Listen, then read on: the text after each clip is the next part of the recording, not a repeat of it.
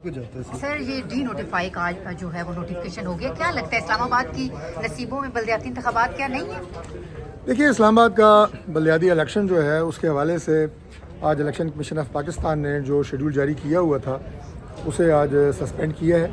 और उसकी बुनियादी वजह यह है कि इस्लामाबाद का जो इलेक्शन एक्ट था 2015 लोकल बॉडीज़, उसमें अमेंडमेंट की गई है।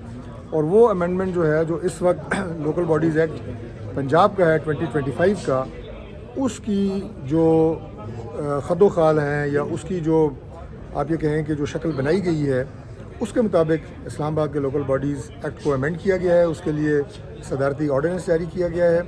और इस वक्त इस्लामाबाद में जो हमारे कौमी असम्बली के 3 हल्के हैं, उन पर मुश्तमिल 3 जो है वो म्यूनसिपल कॉरपोरेशंस बनाई गई हैं। और हर म्यूनसिपल कॉरपोरेशन का अपना एक मेयर होगा, 2 डिप्टी मेयर होंगे। और उनकी जो यूनियन काउंसिल्स की तादाद है वो फेडरल गवर्नमेंट उन्हें नोटिफाई करेगी।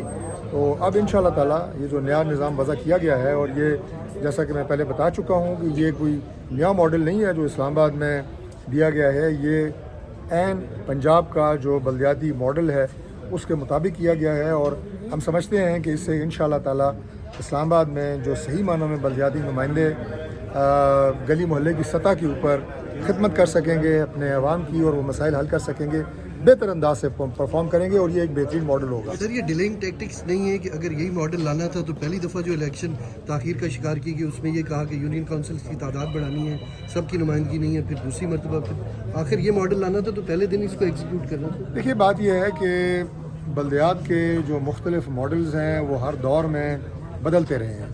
क्योंकि पहली दफ़ा नहीं है कि जो बलदियाती इलेक्शन का खदो खाल है उनमें तब्दीली की गई हो। मैं पूरे पाकिस्तान की बात कर रहा हूँ, मैं 4 सूबों की बात कर रहा हूँ कि आप अगर जनरल मुशर्रफ से पहले के बलदियात का मॉडल देखें, ज़िला कौंसल्स देखें, तो बिल्कुल मुख्तलिफ थी।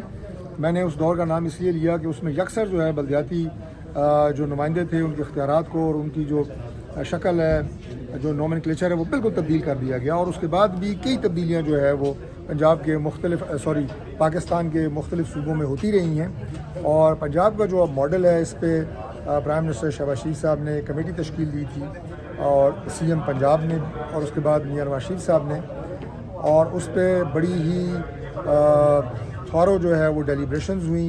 राना सनाउल्लाह साहब की क़यादत में वो कमेटी बनी थी, दीगर भी मिनिस्टर्स उसमें शामिल थे, और पंजाब का जो बलदियाती मॉडल है वो फाइनल किया गया था। और अब इस्लामाबाद का जो बलदियाती मॉडल है वो भी ऐन उसी तर्ज के ऊपर जो है वो उसका ऑर्डिनेंस जारी किया गया। इस्लामाबाद को आप लीड कर रहे हैं, ये आपके हिस्से में ही माशाल्लाह ये काम आया है, तो अब कोई डेडलाइन है कि इससे आगे नहीं जाएंगी चीज़ें? मेरा ख्याल ये है कि ये एक बेहतरीन मॉडल है। बाकी बेहतरी की गुंजाइश हर वक्त होती है। अगर आप लोग को अच्छी राय देंगे तो उसे ज़रूर इनकॉर्पोरेट किया जाएगा। और उसकी गुंजाइश इसलिए मौजूद है कि अभी इस ऑर्डिनेंस ने एक्ट बनने के लिए पार्लियामेंट में आना है।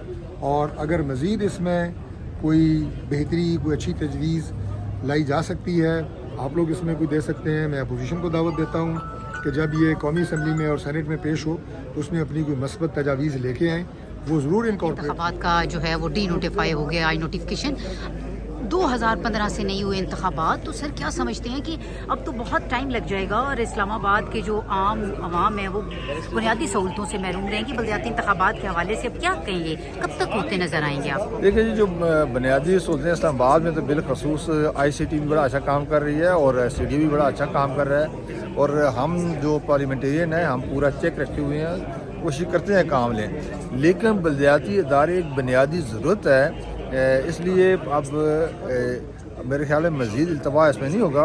ये कानून साजी के बाद आप देखेंगे कि जल्द यूँ ये नए हल्का बंदियाँ हो गई, नए टर्म कंडीशन बन गए, तो ये जल्दी इलेक्शन होंगे इंशाल्लाह। Thank you.